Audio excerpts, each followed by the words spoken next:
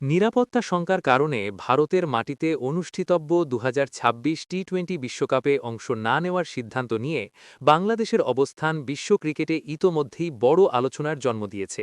এই সিদ্ধান্তকে ঘিরে নানা মহলে চলছে বিতর্ক, বিশ্লেষণ ও প্রতিক্রিয়া। ঠিক এমন এক অস্বস্তিকর পরিস্থিতির মধ্যেই এবার নিজের অবস্থান স্পষ্ট করেছেন আফগানিস্তানের অধিনায়ক রশিদ খান।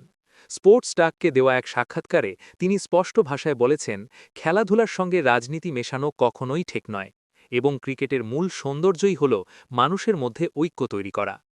বাংলাদেশ ক্রিকেট বোর্ড আগেই জানিয়ে দিয়েছে, ভারতের মাটিতে খেলোয়াড় ও সাপোর্ট স্টাফদের নিরাপত্তা নিশ্চিত করা নিয়ে তারা পুরোপুরি সন্তুষ্ট নয়। সাম্প্রতিক রাজনৈতিক উত্তেজনা, আঞ্চলিক নিরাপত্তা পরিস্থিতি এবং অতীত অভিজ্ঞতার আলোকে বিসিবি মনে করছে এই মুহূর্তে ভারতে গিয়ে বড় একটি আন্তর্জাতিক টুর্নামেন্ট খেলা ঝুঁকিপূর্ণ হতে পারে। সেই কারণেই আইসিসিকে আনুষ্ঠানিকভাবে নিজেদের আপত্তির কথা জানানো হয়েছে।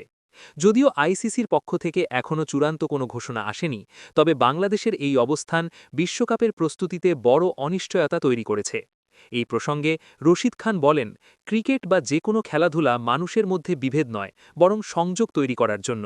তার মতে, মাঠের লড়াই মাঠেই থাকা উচিত। রাজনৈতিক সিদ্ধান্ত বা কূটনৈতিক টানাপোড়েন যদি খেলাধুলার ওপর প্রভাব ফেলে, তাহলে সেটি খেলাটার আত্মাকেই ক্ষতিগ্রস্ত করে।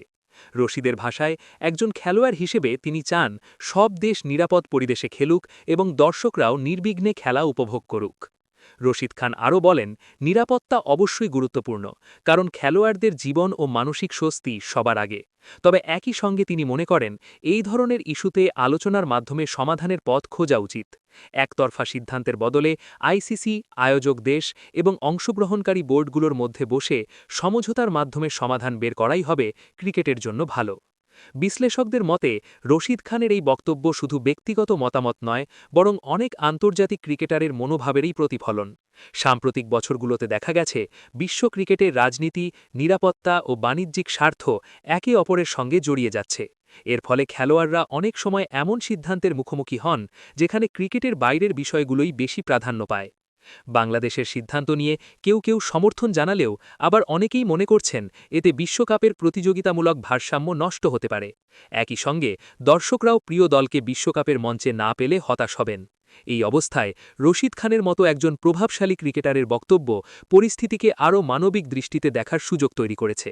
সব মিলিয়ে ২০২৬ টি-২০ বিশ্বকাপে বাংলাদেশের অংশগ্রহণ হচ্ছে না, তা শুধু একটি দলের সিদ্ধান্তে সীমাবদ্ধ নেই।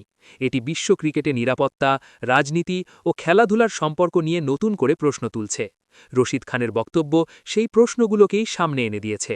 ক্রিকেট কি বিভক্তির জায়গা হবে, নাকি আগের মতোই মানুষের মধ্যে ঐক্যের প্রতীক হয়ে থাকবে?